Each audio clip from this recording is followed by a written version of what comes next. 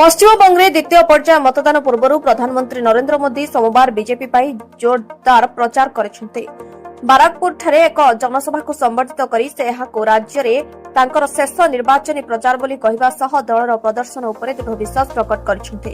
ସେ ଆହୁରି ମଧ୍ୟ କହିଛନ୍ତି ଯେ ବିଜେପିର ଶପଥ ଗ୍ରହଣ ଉତ୍ସବରେ ଯୋଗଦେବା ପାଇଁ ପୁଣି ଥରେ ଏଠାକୁ ଆସିବେ, ଯାହା ରାଜ୍ୟରେ ବିଜେପି ସରକାର ଗଠନ ନେଇ ତାଙ୍କର ଆଶାବାଦୀ ଆଭିମୁଖ୍ୟକୁ ଦର୍ଶାଉଛି। ପ୍ରଧାନମନ୍ତ୍ରୀ କହିଛନ୍ତି, ଏହି ନିର୍ବାଚନରେ ଏହା ମୋର ଶେଷ ସଭା। ମୁଁ ଏହି ବିଶ୍ୱାସ ନେଇ ଫେରୁଛି ଯେ ମେ 4 ତାରିଖ ଫଳାଫଳ ପରେ ମୁଁ ନିଶ୍ଚିତ ଭାବରେ ବିଜେପିର ଶପଥ ଗ୍ରହଣ ଉତ୍ସବରେ ଯୋଗଦେବି।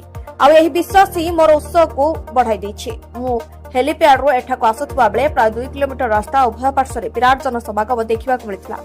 ଏତେ ସକାଳୁ ହଜାର ହଜାର ଲୋକ ମୋତେ ଆଶୀର୍ବାଦ ଦେବାକୁ ଆସିବେ, ତାହା ମୁଁ କଳ୍ପନା ମଧ୍ୟ କରିପାରୁନି।